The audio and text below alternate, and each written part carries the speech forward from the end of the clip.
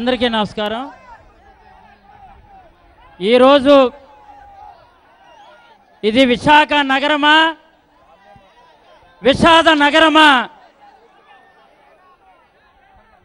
ఈరోజు విశాఖ పట్టణంలో భూదందాపై జరుగుతున్నటువంటి మహాధర్నా కార్యక్రమానికి వేలాది మంది తరలి వచ్చి ఈరోజు నగరంలో జరుగుతున్నటువంటి దందాన్ని చూస్తుంటే అది తెలుగుదేశం వాళ్ళకి చందాగా ఇక్కడ ఉన్నటువంటి భూములన్నీ కూడా చాప కింద నీరులాగా మార్చేసి రికార్డులన్నీ కూడా మొట్టమాయం చేసినటువంటి పరిస్థితి చూస్తున్నాం. ఇది గత 2 సంవత్సరాలుగా మేము పోరాటం చేస్తున్నాం. మన అందరం కూడా విశాఖలో జరుగుతున్నటువంటి తంతుని విశాఖలో జరుగుతున్నటువంటి వాళ్ళ తాలూకా వంతుని ఏకరువు పడుతున్నా తెలుగుదేశం ప్రభుత్వానికి ఇంతవరకు కూడా కనువిప్పు కరగలేదు. కానీ సడన్గా ఇక్కడ 2 మంత్రులు ఉన్నారు జిల్లాలో.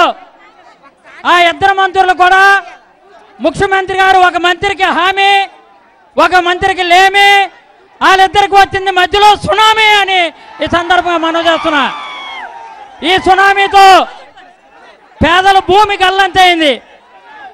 వాళ్ళిద్దరి మధ్య ఉన్నటువంటి సునామీ పేదవాళ్ళకి గల్లైంది, పేదవాళ్ళ తాలూకా భూమి.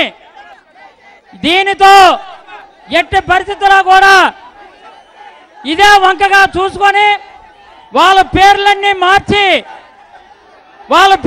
మార్చి ఆ పేర్లో తెలుగుదేశం వాళ్ళు నమోదయ్యారు బినామీ అని ఈ సందర్భంగా మనం చేస్తున్నాం. ఓ పక్క కొమ్మాది భూములు, ఓ పక్క మధురవాడ భూములు, ఓ పక్క మధుపాక భూములు, ఓ పక్క అచ్యుతాపురం భూములు, ఒక పక్క నక్కపల్లి భూములు, ఓ పక్క బుత్తిపేట చోడవరం నియోజకవర్గంలో బుత్తిపేట భూములు, రోలుగుంటలో జేపీ అగ్రహారం భూములు. ఎక్కడ చూసినా భూములు వాళ్ళకి జరుగుతున్న స్కాములని ఈ సందర్భంగా విన్నవించుకుంటాను.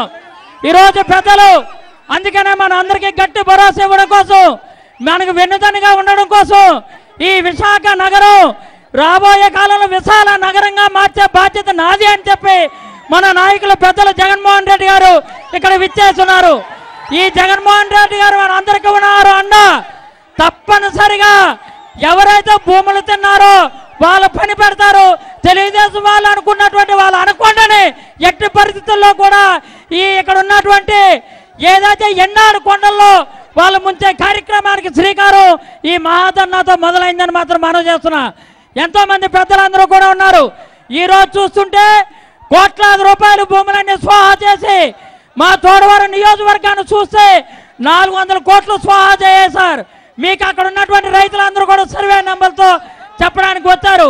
దయచేసి మీరు అందరూ కూడా మనందరూ కూడా జగన్మోహన్ రెడ్డి గారి నాయకత్వంలో జగన్మోహన్ రెడ్డి గారి సారథ్యంలో విశాఖ నగరాన్ని ప్రతిష్టాత్మక తీసుకెళ్లడం కోసం కంకణం కట్టుకున్నటువంటి తరుణంలో మన అందరం చేయి కలుపుదాం.